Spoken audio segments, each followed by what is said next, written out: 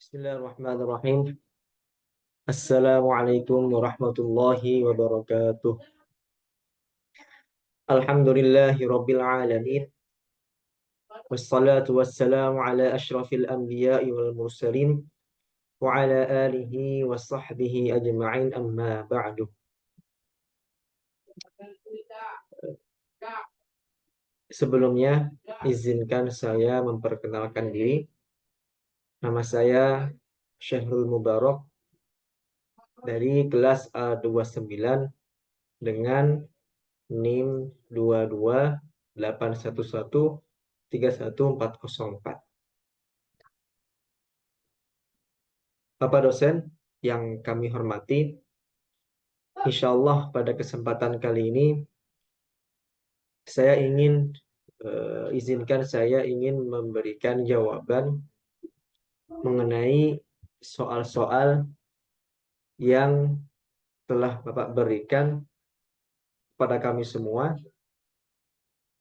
Terdapat 5 soal, di antaranya pada video ini, part yang pertama, yaitu saya ingin membahas mengenai soal yang pertama tentang analisis kasus, yang mana pada zaman era modern ini ya, terdapat sebuah perusahaan makanan yang besar itu ingin mengembangkan produk daging yang berasal dari laboratorium untuk dipasarkan secara global. Insya Allah saya ingin menjelaskan sudut pandang fikihnya. Apakah daging ini, daging laboratorium ini bisa didapatkan, diberikan kategori sebagai halal ataupun haram. Ya. Nanti juga insya Allah saya akan menggunakan dari dalil-dalil Al-Quran, hadis, dan ijma' ulamanya dalam untuk mendukung nanti argumen-argumen terkait pembahasan daging laboratorium ini. Baik, sebelumnya saya ingin menjelaskan apa sih daging laboratorium ini. Terdapat sebuah penelitian yang mana penelitian tersebut menjelaskan ya bahwasannya pada era yang modern ini, di mana teknologi makin berkembang, terutama dalam bioteknologi, yang mana mendorong terciptanya daging laboratorium melalui apa? Melalui sel dari hewan-hewan. Nah, teknologi ini muncul karena kebutuhan yang mendesak, terutama daging ini, itu di mana semakin ke sini, karena populasi manusia makin berkembang, makin banyak, semakin ke sini semakin sulit dipenuhi melalui peternakan konvensional akibat pertumbuhannya populasi yang sangat pesat. Selain itu juga proses produksi daging buatan ini dianggap lebih ramah lingkungan ya, karena menghasilkan emisi karbon yang lebih rendah dan tidak membutuhkan lahan yang besar ya, seperti peternakan tradisional. Itu kan sangat membutuhkan lahan yang besar. Kemudian terdapat manfaat juga ya mengenai daging buatan ini. Ya, di antaranya rendah kolesterol, kemudian bisa dibilang lebih higienis karena diproduksinya itu dalam lingkungan yang steril. Kemudian relatif lebih murah. Kemudian juga lebih cepat diproduksi dibandingkan daging yang konvensional. Dibandingkan dengan daging-daging yang di peternakan-peternakan tradisional itu. Ya. Namun muncullah sebuah pertanyaan-pertanyaan di kalangan umat Islam ini ya, terkait status kehalalan daging ini. Apakah haram atau halal? Ya, karena daging ini ada yang dibuat dengan daging yang halal, ada juga yang dibuat dengan daging yang haram. Ada juga dengan karena daging ini bukan berasal dari penyembelihan hewan ya, secara langsung. Dalam perspektif fikih Syafi'i, ya, daging buatan yang berasal dari sel hewan dan tidak melalui proses penyembelihan itu dianggap haram.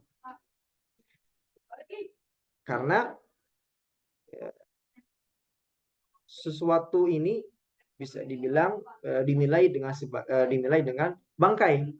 Ya. Penyembelihannya tanpa syar'i.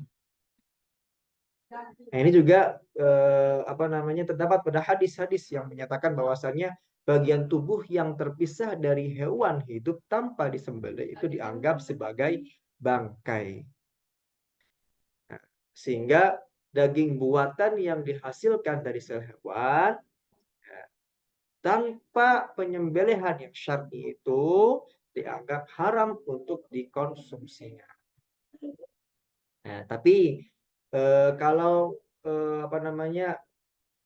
daging laboratorium ini ya pembuatannya itu dari bahan nabati atau berasal dari ikan dan belalang yang mana menurut syarat Islam ya, menurut hukum Islam itu dari ikan atau belalang itu tanpa disembelih pun hukumnya halal. Itu boleh. Ya, bisa dibilang halal. Nah, selanjutnya saya ingin memberikan dalil-dalil yang terdapat di Al-Quran, hadis, dan ijma' ulama. Yang pertama, yaitu dari dalil Al-Quran. Ya, karena Al-Quran sendiri itu memberikan pedoman hidup kepada kita semua yang jelas. Ya. Salah satunya tentang makanan yang halal dan haram. Ya, ini berkaitan dengan daging laboratorium. Yang pertama yaitu larangan mengkonsumsi bangkai. Quran surah Al-Baqarah ayat 173. Allah Subhanahu wa taala telah berfirman, "Asta'idzu billah, bismillahirrahmanirrahim. Innama harrama 'alaikumul maitata wad-dama wa lahmal khinziri wa ma uhilla bihi li ghairillah." Innama harrama 'alaikumul maitah. Ya. Sesungguhnya Allah Subhanahu wa taala itu hanya mengharamkan bagimu bangkai. Wad-dama, darah.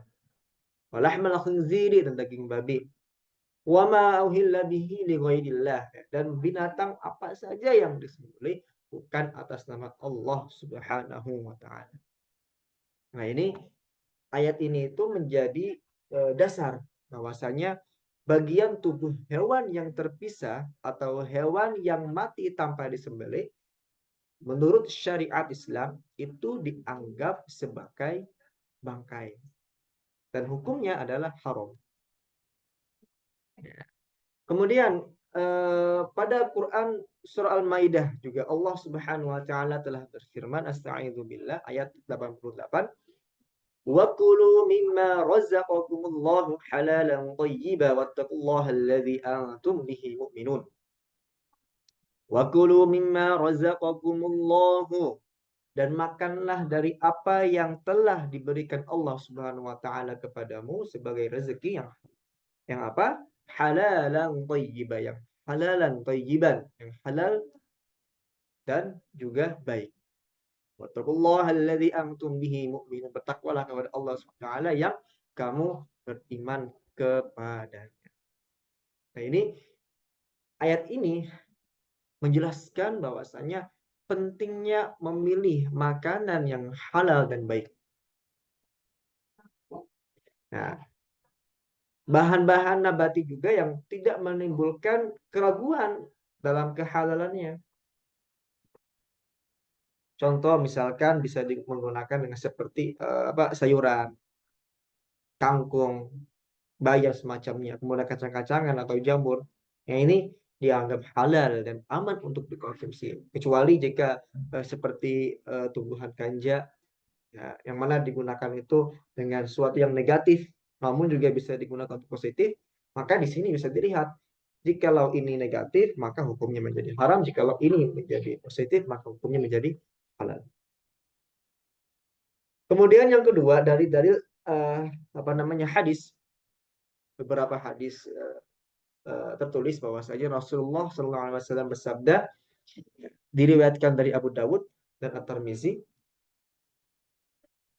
Beliau bersabda dari Abu Waqid Al-Laisi radhiyallahu anhu, Rasulullah SAW bersabda, bagian tubuh yang dipotong dari binatang ternak yang masih hidup maka itu adalah bisa dinamakan bangkai.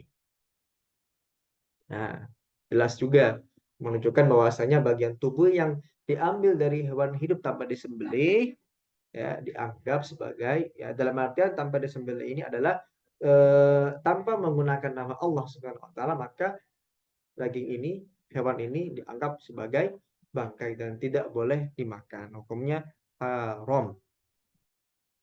Nah, dalam konteks daging buatan yang dinamakan daging laboratorium ini, ya jika sel diambil dari hewan hidup tanpa proses penyembelihan juga, maka hukumnya haram, ya, karena dianggap sebagai bangkai. Kemudian kalau ikan dan belalang itu kan hukumnya halal. Rasulullah SAW bersabda dihalalkan bagi kedua jenis bangkai. Yang pertama ikan, dan kedua adalah belalang. Hukumnya halal, boleh. Di sini kalau mengambil dari sel hewan dengan hewan ikan dan belalang itu hukumnya halal, tanpa penyembelihan pun hukumnya halal. Kemudian yang ketiga adalah ijma' ulama. Ya, pada ijma' ulama itu salah satu dari selain Quran dan hadis itu bisa menjadi sumber hukum dalam Islam.